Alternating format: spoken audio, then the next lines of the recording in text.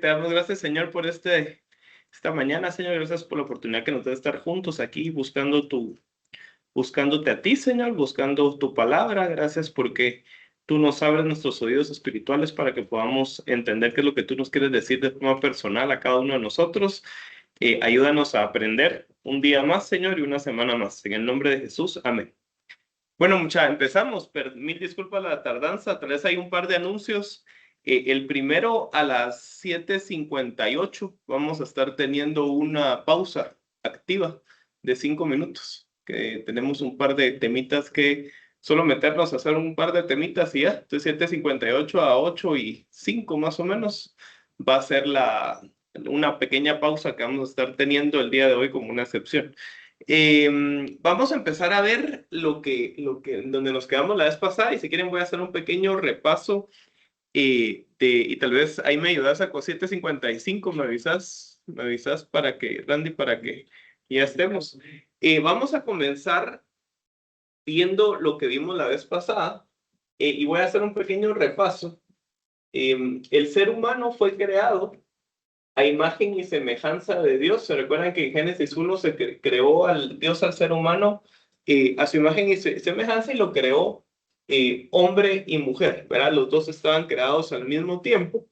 Y el plan de él era de que el hombre y la mujer primero fructificaran. ¿Se recuerdan cuando empezamos a ver Génesis? Y llegaran después de 4 pasos a reinar. Hoy lo vamos a ver en un versículo, pero esta es más o menos la idea que tenía Dios con nosotros. Entonces, por ejemplo, Randy, Pedro, Kevin, Hans, que nos acompañan acá, todos ellos estaban destinados o preordenados, ¿verdad? Hay una diferencia entre preordenación y predestinación, que es la predestinación sí o sí ocurre, la predestinación depende del libre albedrío. Ellos estaban preordenados, todos nosotros, para poder vivir en esta tierra que Dios había creado, y para vivir reinando junto con Dios y junto con nuestros antepasados. El problema se da, y obviamente cada uno de nosotros estaba predestinado para nacer, ¿verdad? Aunque estuviéramos predestinados para nacer, no significa que estábamos predestinados para nacer en algo que se llamaba huerto, o en algo que se llamaba la tierra antes de la caída. Entonces, ¿qué ocurre? Esta pareja primaria, ¿verdad? Podemos creer que es la primera de Génesis 1 o no, ¿verdad? Génesis 2, peca, y entonces toda la descendencia de esta pareja, incluyéndonos a nosotros, porque ya estábamos predestinados para nacer de los lomos de ellos, o sea, nosotros ya estábamos precreados, ¿verdad? Desde que Dios crea a los seres humanos, nosotros no somos seres eternos porque Dios nos creó en algún momento, y ya no nacimos en la tierra nueva en la cual estábamos preordenados para nacer, sino que tuvimos que nacer en una tierra que estaba caída. Y entonces aquí ocurre la primera dispensación, que es la de la caída. Y entonces nos toca a nosotros luchar contra corriente, ¿verdad? En un mundo caído. A pesar de que nuestro diseño, nuestro corazón estaba hecho o está hecho, antes aquí está Hans, por ejemplo, él fue hecho para una tierra totalmente santa. El problema es que él viene y nace en una tierra totalmente caída. Entonces, hoy vamos a entender un poquito esa lucha que tenemos. Y entonces hubo una vez, Dios pensó en Hans, y cuando lo creó, él lo creó para esta tierra. El problema es que él nació en esta tierra. Y ahora lo que Dios sí no hizo fue quitarnos el libre albedrío. El problema es que nosotros, nuestro libre albedrío, todo el libre albedrío nuestro, tiende al mal. Por eso es que nosotros sabemos y decimos que la salvación no se puede tener por ninguna obra, porque todas nuestras obras tienden al mal sin el Señor. Entonces, ¿qué es lo que necesitamos? Dios hizo una avenida de escape, Y lo que dijo es, yo no solo a los hombres les doy la potestad de que tengan obras, sino que también les doy la potestad de que tengan fe. ¿Qué es fe? Creer. ¿Qué es creer? Es esperar algo que no necesariamente se ve. Entonces, solo por el concepto de esperar algo sin hacer, nosotros ya podemos acceder a la salvación. ¿Y la salvación a qué nos catapulta? La salvación nos catapulta al final en donde va a haber una tierra nueva, que esto es a lo que llamamos nosotros el cielo. Entonces, si ustedes se dan cuenta, tuvimos que pasar toda esta avenida de la historia de la humanidad caída para poder regresar al diseño original que Dios, por el cual nos había creado. Y por eso Eclesiastés dice que no hay nada nuevo debajo del sol.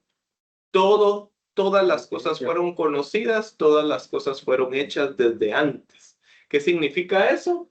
En el concepto más medular del Evangelio, de la Biblia, el ser humano fue creado para ser puesto en una tierra santa, entonces el ser humano al final del día es puesto en una tierra santa. Y el estudio entonces de lo que le pasa al hombre, más o menos por acá, se llama escatología, que es lo que nosotros estamos estudiando ahorita, que es el estudio de los últimos tiempos. Pero como bien ustedes ven acá, el estudio de los últimos tiempos tiene mucho que ver con el estudio de los primeros tiempos. Ok, voy a poner nada más una pausa, voy a poner la... Si me haces favor, Hans, de poner el cargador, pues buena onda. Sí. De la copa. Entonces, ¿qué es lo que ocurre en dónde estamos ahorita? Nosotros creemos que han habido varias dispensaciones, la de la época antidiluviana, que es, o prediluviana, que es toda la época de Noé hasta el diluvio, y así han habido varias dispensaciones. Y nosotros hoy, pues aquí voy a dibujar varias dispensaciones pequeñas, aunque realmente son de miles de años. Y hoy estamos en una dispensación que se llama la dispensación de la gracia. ¿Cuándo comienza esta dispensación? ¿Se recuerda? ¿Quién? ¿Cuándo comienza? Gracias. Gracias, Hans. ¿Alguien se recuerda cuándo comienza la dispensación de la gracia? Cuando Cristo muere, resucita y desciende el Espíritu Santo, ¿verdad? En esa como triada, en ese grupo de 4 fiestas que dimos, ahí comienza esta nueva era en donde Dios lo que hace es volver a santificar a los hombres. Ya no por las obras, ya no por una ley, sino que por su gracia. Por eso se llama la era de la gracia. Entonces Dios vuelve a decir, bueno, voy a volver a llamar a los Adanes y a las Evas de acá, a los Ish y a los Ishas, ¿se recuerdan esos nombres? Y voy a hacer que ellos empiecen a ayudarme a santificar el resto de la tierra. Y entonces por eso entonces tenemos una gran comisión en esta dispensación de la gracia, en donde se nos pide ir y hacer discípulos a las naciones. ¿Cómo? Bautizándolas en el nombre del Padre, del Hijo y del Espíritu Santo. Y después la promesa de aquí, yo estoy con vosotros hasta el fin del mundo o de los tiempos. ¿Cuál es el fin de los tiempos? Hasta el fin de la era de la gracia y el inicio de la tribulación. Entonces, esta era de la gracia, si nosotros la vemos bíblicamente, Dios nos deja un calendario, gracias a Dios, que nos indica más o menos los tiempos, Dios en la Biblia, y nos divide esta era de la gracia en 7 pedazos. Y esta división de 7 pedazos la encontramos en las cartas de las 7 iglesias. Y para los que son teólogos que están conectados y que están acá, nosotros estamos viendo todo este ángulo bajo un ángulo de un dispensacionalismo clásico, que eso lo que significa es que nosotros creemos que Dios dejó múltiples relojes en la Biblia. Hay gente que no cree eso. Y está bien, pues está bien. El problema es que esa gente no necesariamente va a conocer cuáles son los tiempos que estamos viviendo. Y ese es un problema, hoy lo vamos a ver. Entonces, en estos 7 divisiones ya vimos 6 de esas 7. La sexta iglesia, ¿cómo es que se llama? ¿Se recuerdan? La sexta iglesia. Filadelfia. Ahora, la característica entre la sexta iglesia y la séptima iglesia es que, ¿cómo se llama la séptima iglesia? ¿Se recuerdan? La Odisea. La Odisea. La diferencia entre estas dos iglesias de las iglesias anteriores es que las dos al inicio están mezcladas. Las dos surgen como una mezcla. Lo vamos a ver en un rato. ¿Se recuerdan aquella famosa parábola del trigo? ¿Y cuál es la otra? Y la cizaña. Y la cizaña. ¿Qué es lo que dice esa parábola del trigo y la cizaña? Que el sembrador siembra la semilla y cuando sale la plantita, ¿verdad?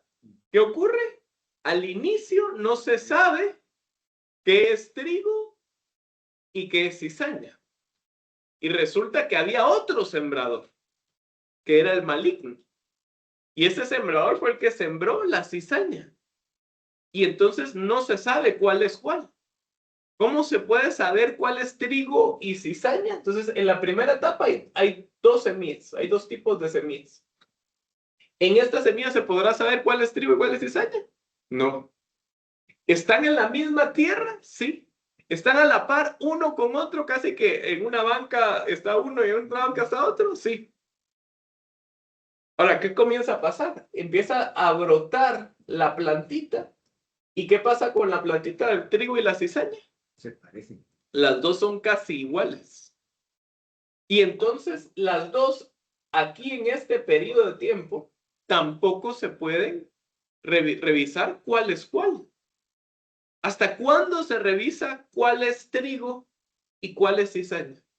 En temporada ciega. Hasta cuando ya están maduras, suficientemente maduras, para decir, este es cizaña y este es trigo. Entonces, ¿en qué época estamos viviendo nosotros? En una época en donde las iglesias se juntan y no sabemos qué es trigo y qué es cizaña. Es más o menos como la historia del patito feo, ¿verdad? ¿Se recuerdan del patito feo? Sí. El patito feo nace en medio de sus hermanos patitos, aparte que era feo como algunos de los que están acá, ¿verdad? Pero era un patito para todos. Entonces, era parecido como patito al resto de patitos. Pero cuando crece, se dan cuenta que el feo eran los patitos. ¿Y él qué era? Un cisne. Un cisne. Entonces, ocurre lo mismo con lo que estamos y vamos a terminar de leer hoy entre la iglesia de Filadelfia y la iglesia de la Odisea. Entonces, no importa en dónde uno se congregue el domingo, si es en una iglesia evangélica, si es en una iglesia pentecostal reformada, en una iglesia católica, en una iglesia neocatecumenal, siempre digo mal el nombre, pero yo le digo neocatecumenal, no importa en cuál, al final uno tiene a la par hermanos que son de la iglesia de Filadelfia y tiene a la otra, a la siniestra, va a la diestra Filadelfia y a la siniestra tiene uno gente que es de la iglesia de la Odisea. Ahora, ¿todos parecen hermanitos? Todos parecen los mismos hermanitos, porque la época de la cosecha todavía no ha llegado y entonces las dos iglesias conviven. Entonces, ¿cuál es el chiste de la fiesta de las trompetas? Es separar cuál es cizaña de cuál es trigo. La pregunta que nos tenemos que hacer hoy, mucha, es ¿de qué iglesia somos? Y aquí otra vez la denominación es irrelevante, porque lo que Dios mira no es la religión, sino que el corazón. Y entonces tenemos que preguntarnos si somos de la de Filadelfia o de la Odisea. Entonces, vamos a ver la segunda parte, una parte final de lo que habíamos visto de la iglesia de la Odisea la semana pasada y nos quedamos en ese versículo. ¿Se recuerdan de que vimos? Y si quieren vamos a leer toda la iglesia, porque ya vimos varios versículos, pero solo como repaso rápido. Apocalipsis 3, versículo 14. Iglesia de la Odisea. Es la iglesia que se queda, es la iglesia apóstata, es la iglesia cizaña. Para los que son cizañudos, ya saben que no tienen que ser cizañudos. Dice Iglesia de la Odisea, el mensaje de Cristo, Apocalipsis 3:14. Escribe el ángel de la iglesia de la Odisea, esto dice el amén. ¿Se recuerdan por qué ponía el amén? Porque era la última iglesia, el último tiempo de la era de la iglesia, pero no solo eso. ¿Se recuerdan que este amén es el mismo que le responde esta iglesia luego de que todos fueron decapitados en la gran tribulación? Y cuando Juan ve esa visión, ve el trono y ve a un montón, dice que no se pueden ni contar, o sea que hay un montón de hermanitos laodiceanos, sí, un montón. Dice que no se pueden ni contar y que todos ellos decían amén en el inicio, o sea que le respondían este inicio de la carta. Esto dice el amén, el testigo fiel y veraz, el soberano de la creación de Dios. Conozco tus obras, sé que no eres frío ni caliente. Va. Entonces aquí empieza un tema que vimos la vez pasada y es lo que hablábamos ahorita. Al final ellos tuvieron fe, sí. ¿Por qué? Porque por eso son iglesia. Si no, no fueran iglesia. O sea que creyeron en Cristo en su momento. Sí creyeron en Cristo. Ahora, ¿qué es lo que pasa? Santiago dice, una fe sin obras es una fe que está muerta. O sea que si nosotros creemos en Cristo, pero seguimos diciendo malas palabras, seguimos metiéndonos a ver pornografía, entonces es una fe sin obras, que es una fe que está muerta. Y entonces nos volvemos en lo que dice aquí el versículo 15. Conozco tus obras. Sé que no eres ni frío ni caliente. ¿Por qué? Porque ya la salvación, en la mayoría de casos, 99.9% de los casos, no se puede perder. Y entonces, ¿qué es lo que ocurre? Está tibio. Entonces, por eso Dios lo reprende y le dice, ojalá fueras lo uno o lo otro. Por tanto, como no eres ni frío ni caliente, sino tibio, estoy por vomitarte de mi boca.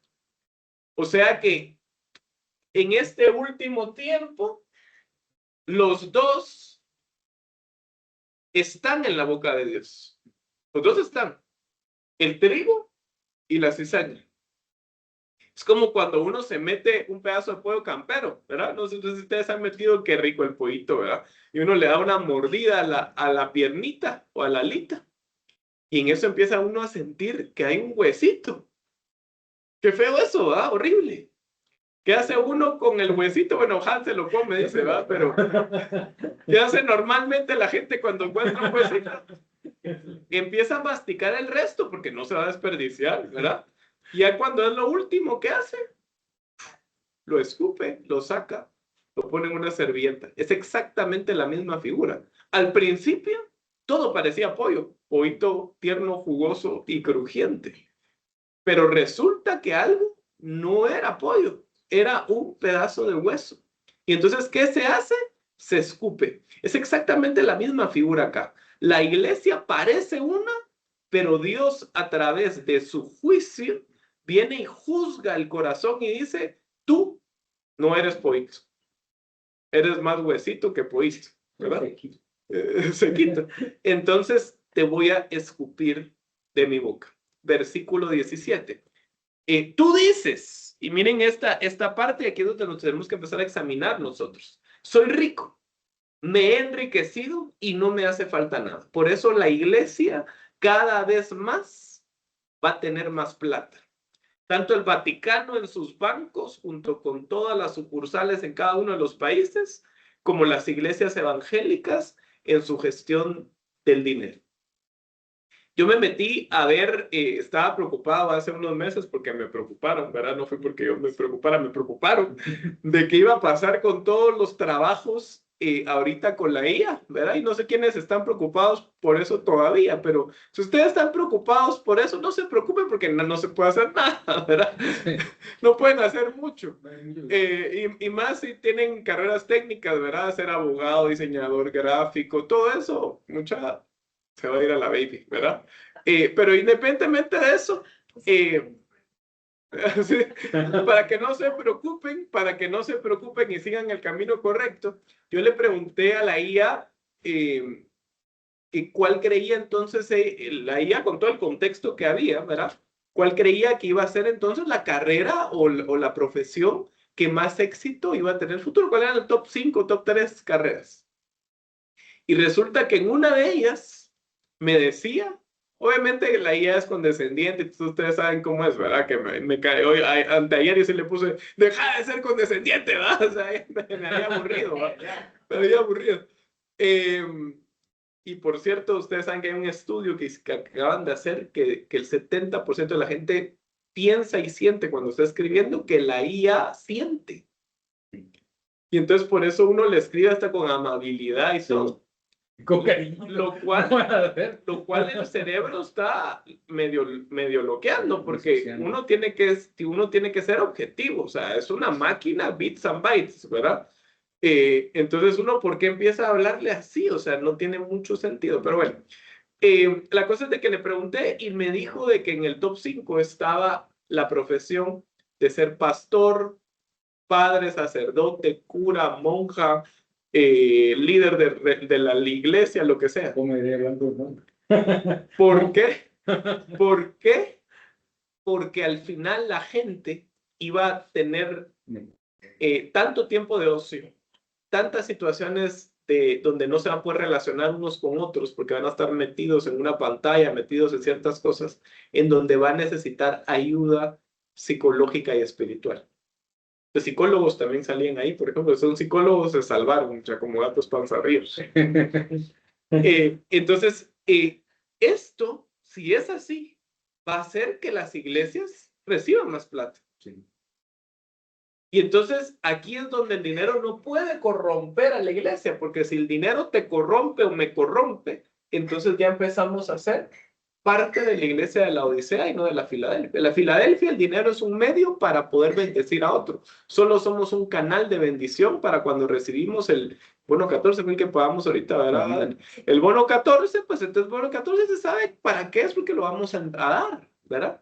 En cambio, si ya estamos esperando el bono 14 porque debemos un montón de cosas, ¿por qué las debemos? Porque nos encantan las cosas materiales, entonces estamos ladeándonos más a hacer una iglesia laodicea. Y con eso es bien interesante porque la corrupción por el dinero, uno solo piensa en el modelo de corrupción que uno ve que un político recibe dinero. O que la FIFA ayudando a Messi, ¿verdad? O sea, sí, así bien tremendo.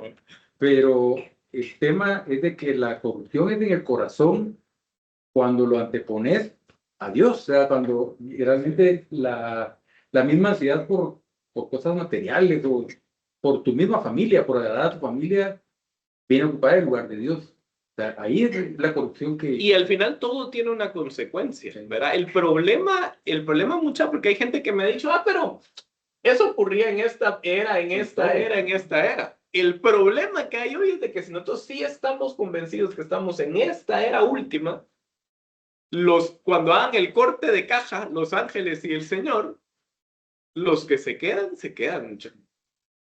Es como la diferencia entre los que estaban en el diluvio y los que murieron 500 años antes del diluvio. Los que murieron 500 años, bueno, murieron con maldad y todo, pero no vivieron esa catástrofe horrible de verse ahogados e inundados por todo ese diluvio global que hubo. Es lo mismo acá. Entonces, si estamos viviendo los últimos tiempos de esta era de la gracia, tenemos que ponerle ojo a todas estas características de una iglesia y otra. Y ese es el objetivo de hoy. Vamos a terminar haciendo ese paralelismo que hay en la Biblia de las dos iglesias. Bueno, entonces dice versículo 17, segunda parte, pero no te das cuenta de que eres infeliz, miserable, pobre, ciego y desnudo. Eso eres. Versículo 18. Por eso te aconsejo que de mí compres oro refinado por el fuego. ¿En dónde se iba a comprar eso? En el fuego. ¿Y dónde es el fuego? En lo que viene después, que se llama tribulación. Entonces a esta iglesia de una vez le está diciendo, como yo te escupí de mi boca, vas a tener que pasar la siguiente etapa, la era de la humanidad, que es la era más corta de la humanidad, son los 7 años. Dice la Biblia que si el Señor por su misericordia no hubiera cortado esos tiempos, entonces nadie hubiera sido salvo. Entonces, esta iglesia dice que tiene que ir a comprar eso que le faltaba. ¿En dónde? En el fuego. Entonces, ¿qué le faltaba? Oro. Se recuerdan que esta ciudad era bancaria. Entonces le está diciendo, a pesar de que tú crees que tienes oro, no lo tienes. Tienes que ir a comprarlo al fuego para que te hagas rico, dice el versículo 18, segunda parte. Ropas blancas para que te vistas y cubras tu vergonzosa desnudez, y colirio para que te lo pongas en los ojos y recobres la vista. Las 3 características de la ciudad las menciona, que las tiene que ir a comprar en la tribulación. Ok, versículo 19. Y aquí nos quedamos. Yo reprendo y disciplino a los que amo. A los que amo. Por lo tanto, sé fervoroso y arrepiéntete. O sea que aquí hay una cadena de acciones. Y para los que nosotros creemos que Dios, y le decimos hasta Diosito, Jesucito, ¿verdad? El niñito Jesús en el pesebre, ¿verdad? Cuando nosotros pensamos que Dios es así, entonces estamos obviando una parte muy importante de Dios. Y Dios es un buen padre, ¿verdad que sí? Es un extraordinario papá. Ahora, hoy todo el tema de ¿cómo se llama la corriente esta de la enseñanza respetuosa, la crianza respetuosa? ¿Qué es lo que dice entre líneas? Y muchas veces hasta se ha mega malinterpretado. No disciplines y no reprendas, porque si no tu hijo va a crecer traumado. Entonces, no, incluso hay un tema así muy extremo, que yo he conocido gente, donde no les pueden decir que no. Y entonces a los niños vienen y se agachan y le dicen, mira, ¿ya viste que te ibas a quemar? ¿Tú consideras que lo mejor es quemarte tu dedito? ¿Verdad? En vez de decirle, no, ¿verdad? No toques eso, ¿verdad? En vez de reprenderlo de una vez y disciplinarlo. Entonces, nuestro papá es el mejor papá y es el verdadero papá, porque aquí todos nosotros somos un José para nuestros hijos. A los Josés, ¿cómo se les dice? ¿Se recuerdan? ¿Cómo se les dice los Josés aquí en los países latinoamericanos? Pepe. ¿Por qué se le dice Pepe? ¿Alguien sabe? Pater. Ajá. Porque al José lo resumían o lo ponían en ciertos escritos como P. P. que era el padre putativo de Cristo. Entonces después ya le dijeron nada más con Pepe, ¿verdad? Era como escribimos hoy los mensajitos, en lugar de escribir ¿qué? Escribimos la Q, ¿verdad? Era lo mismo antes, ¿verdad? Que entonces el Pepe es el padre putativo. Ahora, todos acá nosotros que tenemos hijos somos Pepes de nuestros hijos, padres putativos. ¿Qué significa eso? El padre verdadero es nuestro padre. Ahora, nuestro padre, a nosotros, como de sus hijos, como su iglesia, nos corrige porque nos ama, nos disciplina porque nos ama. Ahora, no sé aquí cuántos se acuerdan cuando eran niños, ¿verdad? Algunos se acuerdan mucho más porque están más cercanos y otros casi ya ni se acuerdan, ¿verdad? Pero para los que se acuerdan, ¿será que nos gustaba la disciplina? A ver, Hansa, ¿vos cómo te disciplinabas? ¿Qué te hacían? Una grande cachimbiana. Era cosa de... A mí sí me daban... ¿Pero qué te hacían? ¿Te sacaban cincho? A mí me daban unas grandes leñadas, pero es que sí era tremendito. Eras tremendito. Sí, me daban duro. Con cincho, coscorrón. Pero, por ejemplo, cuando uno le mostraban el cincho, por ejemplo, a mis hijos yo les doy con paleta, ¿verdad? Y la última vez llevábamos 10, 11 meses sin pegarles, ¿verdad? Y en una de esas, cabal para resetearlos ahorita en vacaciones, hace unas semanas tuvimos que resetearlos, ¿verdad? Porque habían empezado con pie izquierdo sus vacaciones, ¿verdad? De los 3 hijos que tenemos, a 2 yo les iba a dar, porque se habían hecho cosas que se habían excedido. Y a la tercera no. pero cuando me respondió ya también le di. Traerla, porque... Y esa tercera no lo entendió y en la noche bajó y agarró la paleta con la que le pegué y escribió en la paleta. El día de hoy, no sé qué fecha, me pegaron con esta paleta, no sé qué, ¿verdad? Entonces, muchas veces nosotros como hijos vamos a recibir la reprensión y la disciplina del Señor. Ahora, eso nos gusta ver la paleta que viene, nos gusta ver el cincho, nos gusta ver la chancleta voladora, lo que sea. ¿Nos gusta eso? No nos gusta. Pero es necesario, es necesario. Tenemos que ser agradecidos incluso con las reprensiones y con la disciplina. Tenemos que ser agradecidos. Porque yo prefiero un chancletazo bien dado ahorita a que después me pegue un chancletazo al anticristo en la tribulación. Creo que es mejor que me corrija mi papá a que me corrija un tercero dominado y poseído por Satanás. En uno me van a quitar la cabeza, en el otro Dios me va a quitar las cosas que él piensa que no me hacen bien.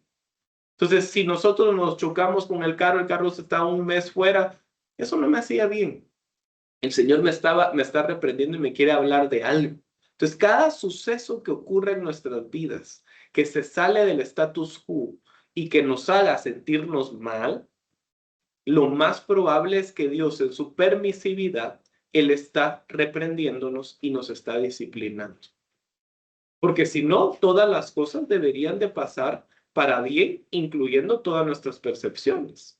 Porque si no, entonces sería algo, una bendición, algo que en verdad Dios nos está dando para que nosotros estemos felices. Pero hay algunas cosas que nos ponen tristes, que nos ponen deprimidos, que nos ponen cuestionándonos, pero ¿por qué me pasó a mí? Y la respuesta es porque el Señor te ama y por eso te disciplina y te reprende. Ahora, ¿qué tenemos que hacer cuando nosotros pasamos una reprensión, una disciplina? ¿Qué es lo primero que tenemos que hacer cuando Dios nos disciplina? Entonces viene y nos tocan el vidrio del carro y nos dicen, dame tu celular, o viene como le pasó no sé si ustedes sabían de que hay una persona que nos escucha desde España, ahorita esta persona desde España está aquí en Guatemala, pero antes de salir del avión, el avión tuvo una situación que hasta salió en redes y todo eso. Entonces, esa situación, una de dos, más de alguien que estaba Dios reprendiendo y disciplinando dentro del avión, pues porque no es agradable, ¿verdad? Pero si nos pasan esas cosas, ¿qué es lo que tenemos que pedirle al Señor? ¿Qué es lo primero que tenemos que hacer cuando nos pasan esas cosas? ¿Qué es lo que creen que tenemos que hacer? Antes de eso. Ese es el reflexionar. segundo. ¿Ah? Reflexionar el por qué fue que Reflexionar es el segundo paso. El primer paso es agradecer. Dar gracias. Tenemos que ser agradecidos con el Señor en todo tiempo. Eso significa que aun cuando estamos en una situación fea, lo primero que tiene que salir de nuestra boca no es una mala palabra, no es nada de eso, sino es una palabra de agradecimiento al Señor. Ahora, ¿qué es lo segundo que tenemos que hacer después de agradecer? Es, antes de arrepentirnos, es saber por qué. Puros ingenieros, ¿verdad? Saber la causa raíz del por qué está pasando. Entonces tengo que preguntarle al Señor, Señor, esto yo sé que es una disciplina conmigo, yo sé que estoy en un trato contigo, ¿por qué me estás disciplinando? ¿Qué es lo que yo tengo que cambiar? Y entonces ahí sí, tercer paso, arrepentirme. Ahora, el arrepentimiento no es culpabilidad, es ya no volver a hacer las cosas. La culpa es una carga, pero es una carga que no limpia. El arrepentimiento es una carga única que te va a transformar y te va a limpiar de una vez y para siempre. Por eso la gente que tiene pecados o los que tenemos pecados que seguimos haciendo, ¿verdad? La gente que es mentirosa, compulsiva, que es casaquera, le decimos nosotros, pero realmente es un pecado, ¿verdad? Porque estás mintiendo compulsivamente. La gente que sufre de temas sexuales, porque nos escuchan niños, entonces no voy a ser específico, pero los hombres sufren mucho de un tema sexual bien específico. Y si ese tema sexual no se trata y uno no sale de eso, es porque no necesariamente están 100% arrepentidos. El que se arrepiente 100% lo deja de una vez. Yo les cuento la historia de mi mamá. Mi mamá, cuando recién recibió a Dios, pasó un montón de temas, pero uno de los temas que pasó es de que tuvo un sueño. Y en el sueño Dios le mostraba cómo la iba a disciplinar. Y en el sueño, ella viene y su panza empezaba a crecer, y no estaba embarazada, ¿verdad? Y a crecer y a crecer. Y dijo, qué raro. Y entonces se fue a ver al día siguiente, a los días, y que si ya tenía una pelotita pequeña, que era un tumor.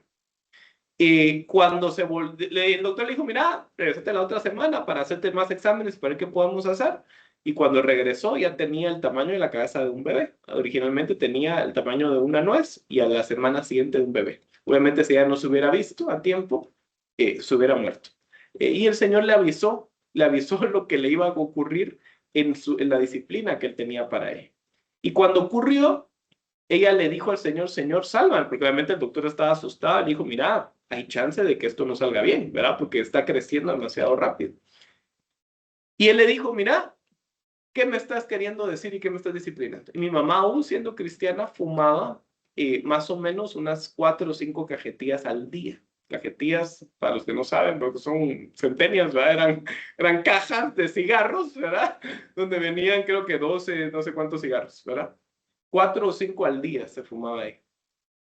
Y obviamente fumar 4 o 5 cajetillas al día es un tema que ya no se puede dejar. Ella entendió la disciplina y después de que salió de la operación, no se fumó un cigarro, sino que los tiró todos, los dejó tirados en no sé dónde, y desde ese momento se arrepintió y nunca más volvió a fumar.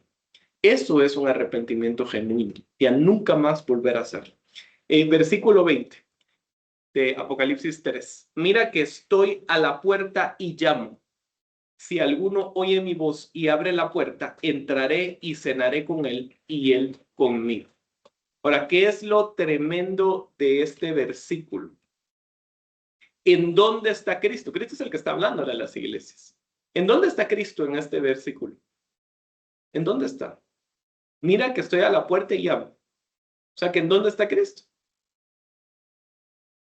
Está afuera. ¿Afuera de dónde? ¿Afuera de dónde? Afuera de la iglesia, afuera del corazón de las personas. Entonces, Cristo en la iglesia de la Odisea tiene una característica. Cristo no está dentro ni de la persona ni de la iglesia. O sea que, pero ahora hay un tema, ellos son iglesia. O sea que Cristo en algún momento sí estuvo adentro. Entonces, para que ahorita esté afuera Cristo, ¿qué es lo que tuvo que haber pasado con esta iglesia? La iglesia echó a Cristo de donde frecuentaba. La persona echó a Dios de su vida y de su corazón. Ahora, por eso es que es tan importante que nosotros todo lo que hagamos, lo hagamos a través de la relación que tenemos con Cristo. Por eso la insistencia de este estudio de que lo más importante para nosotros como hijos de Dios no es la ceremonia, no es el protocolo, es tener una relación con Dios. Porque la Odisea, la característica que tiene es que Dios no está en lo que hace. O sea, que ellos se hincan, hacen su protocolo, danzan, aplauden en la alabanza, ¿verdad? Toman la comunión, pero Jesús no está ahí. Jesús no está ahí. Entonces, ¿en qué se vuelve la Odisea? En alguien religioso que hace un montón de cosas que parecen de Dios, pero Dios no está ahí. Entonces, la pregunta es, ¿qué es lo que nosotros estamos haciendo en donde no está Dios ahí y lo seguimos haciendo? ¿Qué cosas nosotros frecuentamos hacer y Dios no está ahí? La más básica y la más sencilla como ejemplo es la famosa oración de la comida. Para los que oran por la comida, todos debemos de agradecer por la comida. Pero muchas veces solo lo decimos por decir. Y decimos, Señor, bendice tus alimentos, amén. ¿Estamos hablando o estamos repitiendo una oración? Porque si estamos repitiendo una oración, Dios no está ahí en esa oración de la comida. Y entonces por eso te hace mal la comida china o la pizza o los chicharrones después. Porque Dios no estuvo ahí contigo. No estuvo ahí. Entonces tenemos que meter a Dios en todas nuestras jugadas. A veces nosotros tenemos situaciones complejas o situaciones bonitas, pero que van a cambiar nuestra vida. Queremos tener una maestría y queremos irnos lejos. La pregunta es, ¿Dios está ahí en esa decisión, sí o no? Queremos casarnos. ¿Dios está ahí en esa decisión o no? Entonces, Dios Jesús estaba afuera de esta iglesia. La habían sacado. Por eso las iglesias que no creen en el mover del Espíritu Santo, porque al final vivimos una época, una era donde el Espíritu Santo es la persona de la Trinidad con la cual tenemos mayor relación. Si nosotros no creemos en el Espíritu Santo, no creemos que Él nos puede hablar, puede dar dones a su iglesia, entonces, ¿qué estamos haciendo con Dios? Lo estamos sacando y Él en la puerta está empezando a llamar y decir, mira, es que yo quiero entrar, yo quiero formar parte de lo que estás haciendo. Versículo 21. Al que salga vencedor, y aquí vamos a profundizar un poco teológicamente de esto, es espectacular. Al que salga vencedor, le daré el derecho de sentarse conmigo. ¿En dónde es? En mi trono. Como también yo vencí y me senté con mi Padre. ¿En qué? En tu trono. En su trono.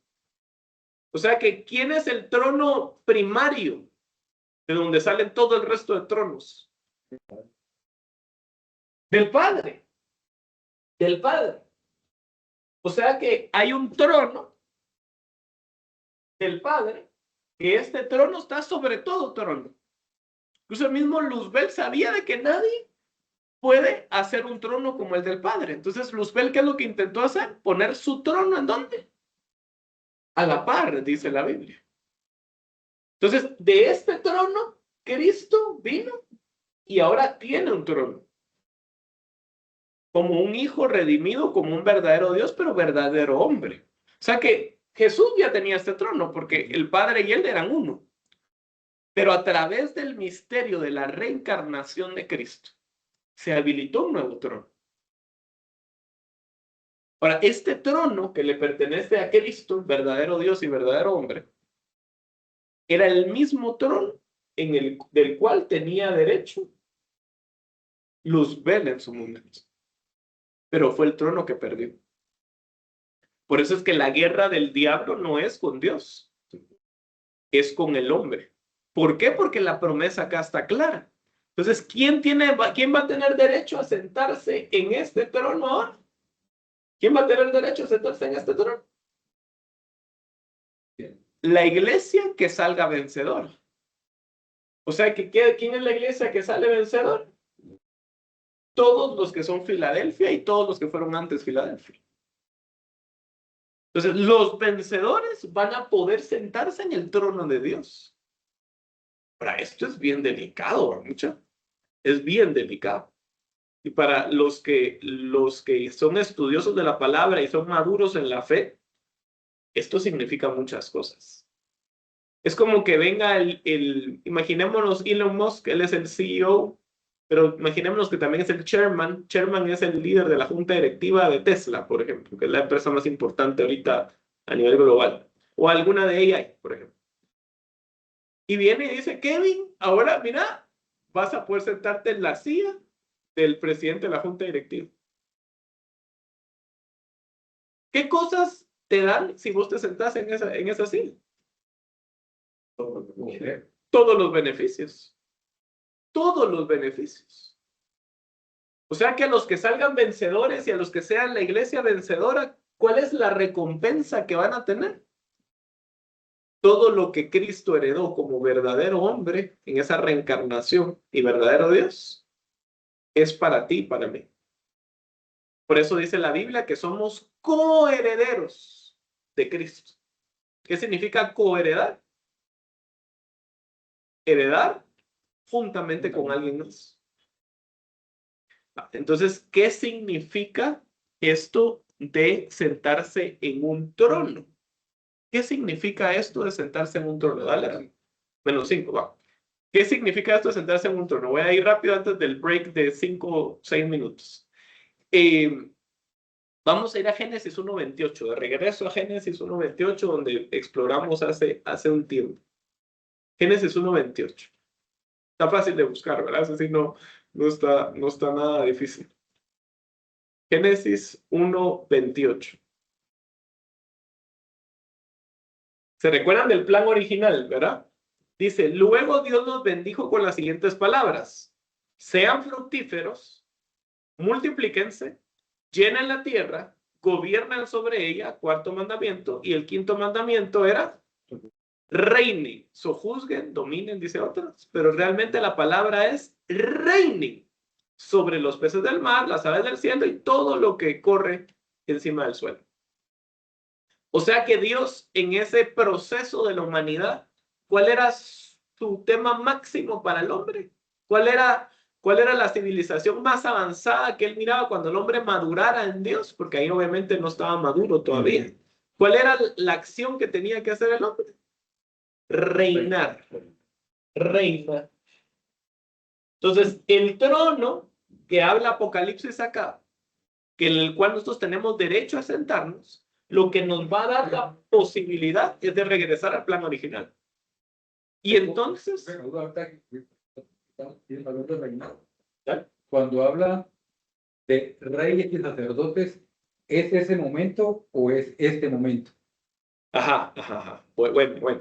Dice la Biblia que nosotros acá estamos viviendo como en un espejo, pero es un espejo como sucio. Ustedes no se sabían que antes el espejo hecho con, creo que hoy se hace con mercurio, aluminio, no sé con qué se hace, pero antes no existía. Entonces, ¿qué hacían? Con una tema de cobre o de bronce, lo pulían bien, pero cuando lo pulían el espejo se miraba borroso, porque no era como el de ahora, pues, ¿verdad? El de ahora hasta 3D se mira, ¿verdad? Sí. Antes no. Entonces, Pablo dice que lo que estamos viviendo ahora es como un espejo borroso de lo que va a venir más adelante. Entonces, hoy Hans reina o Randy tiene la potestad de reinar. ¿Cuál es la respuesta de todas las preguntas que hacemos acá? Sí y no. Entonces, ¿qué tiene que reinar Randy primero? Su carne. Si él reina su carne, entonces es un entrenamiento para lo que va a venir después de reinar lo que vamos a ver ahorita. Lo que vamos a ver después de la pausa. Ahora, el tema de reyes y sacerdotes, realmente la Biblia no dice eso. La Biblia lo que dice que es un reinado de sacerdotes. O sea que quien se siente en este trono, ¿cuál es la condición que tiene que tener? Ser un sacerdote. Y se recuerdan que eran Adán y Eva al inicio cuando los crearon en el huerto, sumos sacerdotes. Entonces, ven cómo regresamos al plan original. Solo que ahora ya no solo va a ser Adán y Eva, ahora van a ser casi todos. Entonces vamos a tomar una pausa antes de explicar el tema. Vamos a tomar 6 minutos para estar conectados. Vamos a regresar a las 8:05 a poder explicar un poquito acerca de qué significa sentarnos en el trono o qué se va a significar en el estado futuro sentarnos en el trono, y luego vamos a ver bíblicamente algunas parábolas en donde se mencionan las dos iglesias y qué es lo que significa eso. Así que los dejamos con la pausa. En otros lados se hubieran sacado un video o algo.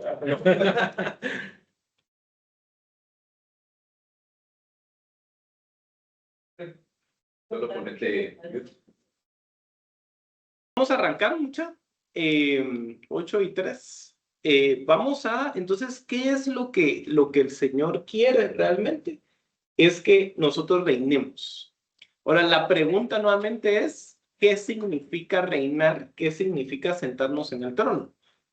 Hay múltiples versículos donde nos da el norte de qué va a significar eso en un futuro. Vamos a leer un par de ellos nada más, en Mateo 19:27. Y eso nos tiene que cambiar la perspectiva, porque realmente la pregunta es, ¿será que vamos a arriesgar tanto que podemos tener por algo tan simple como hacer un cambio en nuestras vidas hoy? Porque recuérdense que la diferencia entre la Odisea y Filadelfia está en sus obras, está en su corazón. Entonces eso es lo que tenemos que preguntarnos. Mateo 19:27. Miren lo que le dice Pedrito, y no es Pedro el que está aquí con nosotros, es parecido, pero miren lo que dice Pedrito a Jesús. Entonces Pedro le dijo, nosotros hemos dejado todo para seguirte. ¿Qué recibiremos a cambio? Ahora hay quienes predican y dicen, no te fijes en la recompensa, fíjate solo en el Señor. Si es así, Jesús aquí, ¿qué tenía que hacer con Pedro? Darle un coscorrón y decirle, ¿qué estás hablando, verdad? O sea, fíjate solo en mí, en mi camino. Ahora, Jesús no le dice eso. Porque otra vez, fuimos diseñados para anhelar una recompensa, para que cuando cumplamos una meta se nos entregue una medalla. Para eso fuimos diseñados. Ese es nuestro diseño original.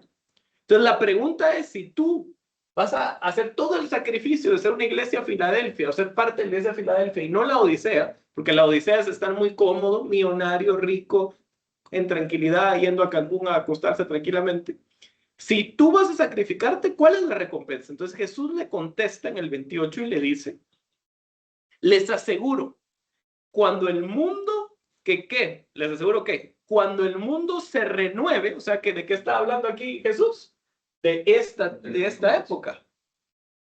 El mundo se va a renovar en dos facetas. La primera faceta es en el milenio, en donde Jesús demuestra que en este mundo actual sí se podía reinar. Y la segunda renovación es la renovación total del mundo, en donde va a venir una nueva tierra. Entonces dice, cuando el mundo se renueve y el Hijo del Hombre se siente sobre su trono glorioso, porque ¿quién va a ser el presidente global de todo el mundo?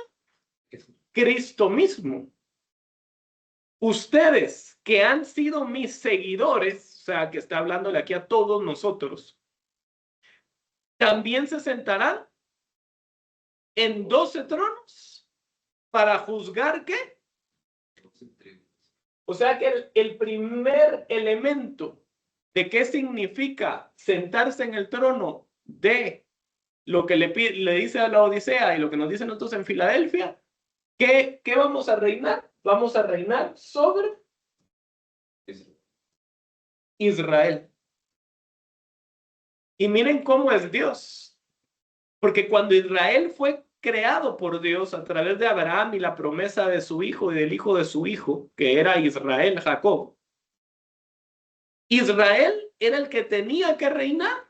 ¿Sobre quiénes? Sobre todas las naciones, sobre todo el mundo gentil. Entonces Israel, el plan de Dios para Israel era que ellos llegaran a Guatemala, vieran a los mayas, ¿y qué tenía que hacer Israel? Reinar sobre los mayas. Pero Israel ni siquiera pudo salir del Medio Oriente a reinar. ¿Por qué? Porque su pecado lo corrompió. Y entonces, ¿qué fue lo que hizo Dios? Dios no le quitó la promesa a Israel. Lo que le quitó, la promesa de salvación, lo que le quitó fue la recompensa. Entonces, ¿cuál era la recompensa de Israel si él hacía caso? Reinar sobre las naciones. Ahora, ¿quién es el que va a reinar sobre Israel? ¿Vieron cómo se cambia el orden? Las mismas naciones, los gentiles, que seamos Iglesia Filadelfia. O sea que ¿quién va a juzgar a Israel luego de la tribulación? Recuerden que la tribulación está dirigida a Israel. La era de la gracia está dirigida a la iglesia. ¿Quién va a juzgar a Israel luego de la tribulación? La iglesia que se siente en el trono. Esto es impresionante. Hoy el mundo, ¿quién es el que reina en el mundo hoy? Luzbel. ¿A través de qué hombres reina en el mundo Luzbel? ¿A través de los judíos? Que no son judíos. Que no son judíos. En el mundo perfecto, lo que va a reinar es Cristo junto con su esposa, que va a ser la iglesia, y van a reinar incluso a Israel. Eso es lo que dice acá, ¿vale? Si ustedes quieren creer lo que dice acá, eso es lo que dice acá. Versículo 29. Y todo. Entonces, ¿cuál es la condición para poder sentarse en el trono? ¿Cuál es la condición para recibir esta recompensa? Todo el que haya dejado casas, hermanos, hermanas, padre, madre, hijos o bienes por mi causa, recibirá 100 veces más a cambio y heredará la vida eterna. O sea que todos los evangélicos pentecostales que han escuchado que dicen da $10 y Dios te va a dar $1000, ¿verdad? Como que fuera un mercader, ¿verdad? Es unos que se sentaban en la plaza de los mercados, que son mercaderes de la fe. ¿Tienen razón o no tienen razón? No tienen, sí, ¿no? Sí, no. Tienen razón en lo que están diciendo, pero la recompensa va a ser futura. Ahora, Satanás tiene una doble posición con esto que está pasando en la iglesia evangélica. Porque no solo mete a gente a que les crea y hacen los pactos esos y todo, y al final se frustran, sino que también la otra gente como nosotros, que tenemos los ojos abiertos a ese tipo de cosas, ya esas cosas ya nos causan repulsión. Pero no deberían de causar repulsión, porque Jesús aquí dice que si nosotros aquí entregamos todo, ¿en dónde se nos va a dar de regreso? En el otro lado. O sea, que sí vamos a recibir recompensas, sí, pero en el otro lado. ¿Pero qué significa cuando Jesús dice que dejen casas, hermano? Porque dejar la casa es relativamente fácil. O sea, si viene Dios y le dice a Jackie, tienes que dejar tu casa, venderla y ver en dónde vas a vivir. ¿Lo haría o no lo haría? Tendría que, pero del dicho al hecho hay mucho trecho. Es medio difícil. Yo les he contado la historia de aquel pastor, amigo nuestro, que Dios un día le dijo, mira, vende los carros. ¿Va? Y los vendió y los dio y con ese dinero bendice a tal persona, los bendijo a tal persona. Punto. Después, a la semana, le dijo, mira, muy bien con los carros. Ahora vende la casa. Sus hijos tenían entre 10 y 15 años, ya saben la edad que tenían los niños, ¿verdad? Vende la casa. ¿Pero dónde voy a vivir? Vas a alquilar en un lugar donde te alcance a alquilar. Y en ese momento él no recibía mucha ofrenda, entonces le alcanzó a alquilar en un lugar donde había un solo cuarto. Y tenía una casa de 2 pisos con 5 habitaciones porque él tiene 3 o 4 hijos. ¿Qué tuvo que hacer él? Empezó a pedir confirmación para ver si era así o no. Empezó a orar para ver si no se lo está imaginando, sino que eso era lo que le pedía. ¿Y cómo es el ser humano? Porque ese tipo de cosas, imaginémonos que uno llega al cielo y Dios le dice, pues yo nunca te dije eso. Vos nunca te dije eso. Pero ¿qué va a hacer el Señor? Él va a decir, tú pensaste que yo te lo había dicho. Y tú me obedeciste, pensando que yo te lo había dicho. A pesar de que no era mi plan, porque vos sabes ni que vos escuchaste. Tu corazón estuvo dispuesto a obedecerme. Y entonces es lo que mira es el corazón. A pesar de que probablemente la tierra tuvo malas consecuencias porque no escuchó realmente el plan. Pero yo no sé por qué el ser humano empieza a pedir confirmación con cosas que van a ser bendición para los demás. Sí, y es bien controversial esto porque mucha gente se acerca a varias personas, dice el Señor. Muchas veces están tomando el nombre de Dios en vano al acercarse a decir eso. Sí. Y la palabra dice que dejar hermanos, casas, por mi nombre. O sea, realmente también él es específico ahí. Hay una razón por la cual se está por mi causa dice acá, por mi nombre dice en otros lados. Ahora, ¿qué significa eso? Porque no significa que la casa es medio fácil, pero los hermanos, antes ya no les conteste, pastor, entonces vendió su casa, dio su casa, no, y la dio amueblada. El Señor le dijo, no saques nada de lo que está en tu casa. Y entonces él se fue a vivir en unos colchones inflables durante un montón de meses hasta que Dios lo bendijo y hoy es un hombre bendecido. ¿Que tiene más de lo que tenía antes? No, pero él sabe que sí tiene más en el cielo, en la eternidad. Y eso es lo que vale finalmente. Y eso lo tenía un punto justo de lo que mencionabas al final, que esos cambios en la parte final de todo el tiempo, digamos, Ajá.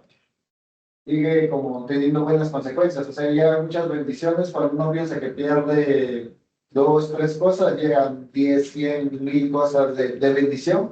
No necesariamente materiales, sino en el corazón, en tu familia, en varias cosas empiezan a llegar bendición cuando... Pero aquí en la tierra puede ser que sí, puede ser que no. Dice en la Biblia que había un pobre que se llamaba Lázaro y había un rico que no tiene ni nombre en la Biblia. Y dice que el pobre se murió y cuando se muere todavía la Biblia le dice que es el pobre.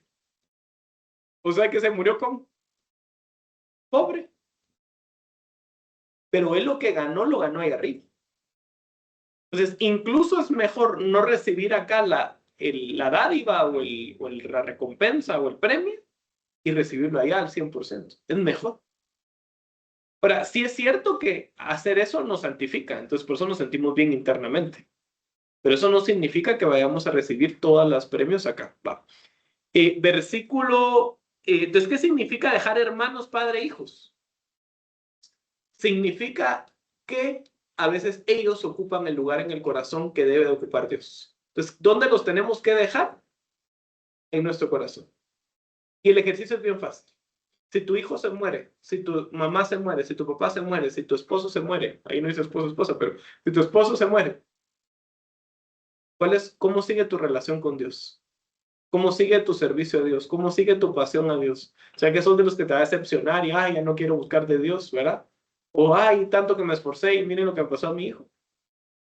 O sos de lo que va a perseverar. Esa es la prueba de este versículo. Va, versículo 30. Pero muchos que ahora son lo más importante, en ese día serán lo menos importante. Y aquellos que ahora parecen menos importantes, en ese día serán, ¿qué? Los más importantes. O sea que hay gente que hoy reina en el mundo, que en la nueva tierra, en el milenio, ¿cómo van a ser? Reinados. Y hay gente que hoy es reinada, que ¿cómo va a ser en la nueva tierra? Reyes. Por eso nosotros tenemos que aprender a someternos a la autoridad. Mujeres a sus maridos en casa, hijos a sus papás en casa, trabajadores a sus jefes en el trabajo, civiles a sus gobiernos en los países. ¿Por qué tenemos que aprender a sujetarnos y a someternos a la autoridad? Para que nosotros después podamos ser autoridad. Si no, no podemos ser autoridad. Lo dijo el centurión, ¿verdad? A Jesús. Yo Exactamente. también soy hombre bajo autoridad.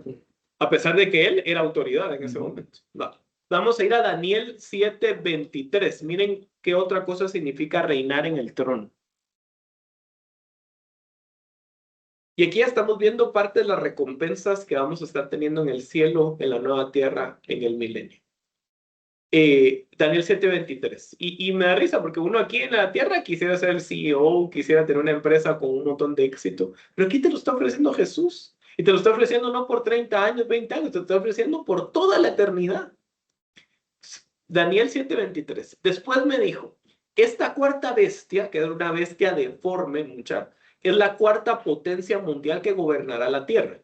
Esta bestia todavía gobierna la tierra, para que sepan, son 4 bestias las que vio Daniel en su sueño, y esta cuarta bestia es el imperio romano, que a pesar de que ya no es imperio, sigue gobernando. Entonces dice, será diferente a todas las demás, devorará al mundo entero, pisoteando y aplastando todo lo que encuentre a su paso. Por eso todo el tema de las redes sociales y la IA ahora, ¿qué es lo que va a hacer? Pisotear y aplastar todo lo que encuentre a su paso. Versículo 24. Sus 10 cuernos son 10 reyes que gobernarán ese imperio. Luego surgirá otro rey diferente a los otros 10 y someterá a 3 de ellos. Esto lo vamos a ver cuando veamos en unas semanas el surgimiento del anticristo. ¿Quién es ese rey que surge de entre los 10 reyes? Es el anticristo. O sea que el anticristo surge de una figura política, porque los reyes son en el plano político. Entonces el anticristo no es un plano religioso, es en un plano político. Versículo 25, este anticristo desafiará al Altísimo, oprimirá al pueblo santo del Altísimo, que es Israel, por eso está en la tribulación, procurará cambiar las leyes de los santos y sus festividades sagradas, y ellos quedarán bajo el dominio de ese rey por un tiempo, tiempos y medio tiempo. ¿Qué significa ese trabalenguas? 3 años y medio. Tiempo, un tiempo y medio tiempo es 3 años y medio. 2 años para tiempos, 1 año para un tiempo y medio año para medio tiempo. Cuando ustedes suman 2 más 1 más medio, ¿cuánto da? 3 y medio. Sin embargo, después el tribunal dictará sentencia. Se le quitará todo su poder y quedará totalmente destruido. Eso va a ser en Armagedón. Versículo 27. Entonces, después del Armagedón, ¿qué ocurre? Se termina la dispensación de la tribulación y empieza la dispensación del milenio. Entonces se dará al pueblo santo del Altísimo la soberanía, el poder y la grandeza. ¿De qué? ¿De qué dice? De todos los reinos bajo el cielo. O sea que estar en el trono, ser parte de ese pueblo escogido del Altísimo, que es lo que nos va a dar potestad de reinar sobre cualquier reino bajo los cielos. O sea que va a venir una gran ballena, una orca de esas orcas, ¿cómo se llaman las orcas esas que salen con Shamu y esas de las orcas asesinas? Van a poder reinar sobre ellas. Hoy cree la gente en SeaWorld que reina sobre la orca asesina y ahí la orca comiéndose a los entrenadores, ¿verdad? Ahora, en ese tiempo, en el milenio, ¿vamos a poder reinar sobre los animales? Por eso queda promesa de Isaías que dice que el león se sentará junto al cordero. ¿Le pasará algo al corderito? A la par del león no se acurrucarán. ¿Y quién es el que los dominará? Tú y yo. O sea que tú y yo, así como Noé es un paréntesis que se abrió en la eternidad, en donde Noé estaba haciendo lo que uno va a hacer en la nueva tierra. Porque Noé, ¿qué fue lo que hizo con el león? Noé no lo amarró y lo metió. ¿Qué fue lo que hizo? Lo llamó y ellos hicieron caso y se trataron. ¿Se comieron a la cebra que estaba dentro del arca? No. Ese es un previo, es un paréntesis de la eternidad de lo que va a ocurrir en la nueva tierra. Así que a los que les gustan los animalitos, los que incluso han posicionado a los animales como fueran hijos, ¿verdad? Que es un error. Pero los que les gustan los animalitos, vamos a tener animalitos y vamos a poder reinar sobre ellos. Sí. Sí. Ahora, dice, el reino del Altísimo permanecerá para siempre y todos los gobernantes le servirán y le obedecerán. Ahora, ¿qué significa eso? Todos nosotros que vamos a gobernar, que vamos a reinar, ¿cuál es la característica que vamos a tener? No vamos a ser reyes tiranos. ¿Qué vamos a hacer? Servir y obedecer. O sea que en ese milenio, en esa nueva tierra, a pesar de que vamos a tener cuerpos glorificados, ¿a qué vamos a estar llamados a hacer? A servir. ¿Y a qué? A obedecer. O sea que nuestro reinado en este trono, ¿cuál va a ser? Servir. Por eso tú y yo estamos llamados a servir desde hoy. Nosotros no podemos servir al pobre, al menesteroso, a la persona que está llorando, a la persona que vemos que tiene un problema en el trabajo. Después no vamos a poder servir a 10,000 personas, a 500 leones que tienen ahí una espina en la pata, ¿verdad? No vamos a poder servirles a ellos. Entonces, ¿quién le va a servir a esos leones? A ese reino vegetal de árboles que se van a mover, dice la Biblia, como el Señor de los Anillos, porque los árboles, la maldición a los árboles es de que se quedaran quietos en un lugar. ¿Quién va a servirle a ese reino mineral? Que la maldición del reino mineral es que se volvieron como polvo, por eso es que hay más tierra que oro, pero el reino mineral fue diseñado como piedras preciosas y como oro en un primer momento. ¿Quién va a servir a todos esos reinos? Nosotros. Último versículo de qué se hace en el trono. Primera de Corintios 6:2. Y este ya lo habíamos leído, pero vamos a volver a leerlo porque lo leímos hace varias semanas. ¿Qué vamos a hacer en ese milenio, en esa nueva tierra, cuando reinemos juntamente con Cristo? Primera de Corintios 6:2. ¿No se dan cuenta de que algún día nosotros los creyentes juzgaremos al mundo? Y dado que ustedes van a juzgar al mundo, no son capaces de resolver estas pequeñas cuestiones entre ustedes. Entonces, ¿qué está diciendo? Muchas, si van a hacer algo más grande allá, ¿por qué se están complicando con cosas pequeñas acá? Versículo 3. ¿No se dan cuenta de que juzgaremos, reinaremos, dice otras versiones, gobernaremos a los ángeles? Así que deberían de ser capaces de resolver los conflictos comunes y corrientes que ocurren en esta vida. O sea que este trono nos da la potestad de reinar y gobernar y juzgar. ¿A quiénes entonces? A los ángeles. Ahora se recuerdan, Luzbel era el ángel guía, en este caso era un querubín, guía de todos los ángeles adoradores. Nosotros estamos tomando la posición.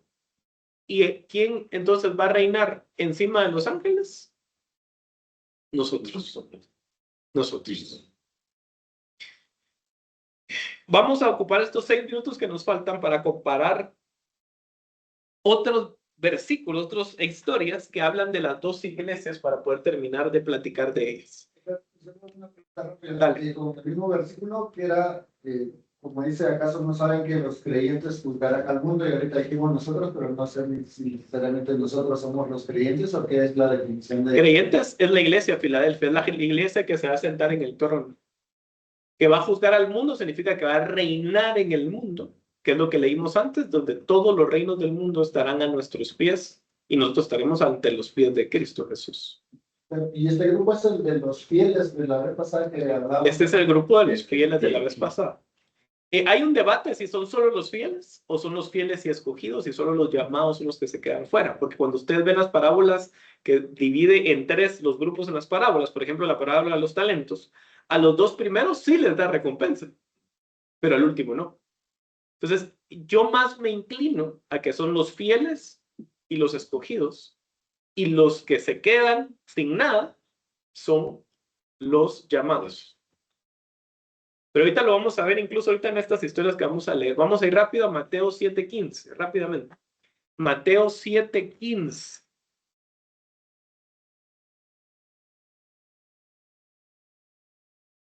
Comparación de iglesia Laodicea con Filadelfia. ¿De qué iglesia somos? Es la pregunta ahorita. Mateo 7:15, dice rápido. Cuidados de los falsos profetas, que vienen a vosotros con vestidos de oveja, pero dentro son lobos rapaces. O sea que son lobos con piel ¿de qué? De oveja. Por sus frutos los conoceréis. ¿Acaso se recogen uvas de los espinos o higos de los abrojos? O sea que, ¿cuál es la diferencia entre la Odisea y Filadelfia? Hay una diferencia que marca acá la Biblia, y es que el fruto. Ahora, ¿los dos son árboles? Sí. ¿Los dos pueden estar plantados junto al río? Sí. Pero ¿cuál es la diferencia real? El fruto. Ahora, ¿cuál es el problema cuando el árbol se llena de hojas? Que no sabemos si hay fruto o no hay fruto adentro. ¿Y qué es llenarnos de hojas? De temas religiosos. Cuando nos empezamos a llenar de temas religiosos, donde sacamos a Jesús, no logra discernir la gente si tenemos un problema o no. Entonces, ¿por qué se conoce a la iglesia Filadelfia? Por sus frutos. ¿Por qué se conoce a la iglesia Laodicea? Por sus frutos. Ahora, ¿se recuerdan que el Espíritu Santo lo que nos da es fruto? ¿Y cuál es el fruto del Espíritu Santo? ¿Se recuerdan cómo empieza el fruto? ¿Cuál es el primer elemento? Empieza con A también, pero no es arrepentimiento. Amor. Filadelfia, ¿qué es lo que significa en su nombre? ¿Se recuerda? La iglesia del amor. Entonces, al final, el fruto es la principal diferencia entre ser iglesia Filadelfia o iglesia Laodicea. Versículo 17. Así, todo árbol bueno da frutos buenos, pero el árbol malo da frutos ¿qué? Malos. Un árbol bueno no puede producir frutos malos, ni un árbol malo puede producir frutos buenos. O sea que la pregunta que tenemos que hacernos es, si somos iglesias, somos árboles, ¿qué fruto estamos dando? ¿Estamos dando frutos de maldad o estamos dando frutos de bondad? Los de frutos de maldad es la iglesia que se queda, los de frutos de bondad es la iglesia que se va. Así que vamos a orar. Gracias, Señor, te damos porque tú eres bueno. Tu misericordia es para siempre. Te pido que tú nos señales, Señor, qué tipo de árbol estamos siendo, qué tipo de iglesia estamos siendo. Si somos de la iglesia que es caliente, en la iglesia que tiene el Espíritu Santo, la iglesia que te incluye a ti en cada cosa que hagamos, o somos la iglesia que te deja fuera en nuestras decisiones, que en donde tú estás llamando a la puerta y no hacemos caso, esa iglesia que no da un fruto correcto y a pesar de que hemos sido redarguidos por ti, hoy seguimos dando un fruto malo, un fruto incorrecto.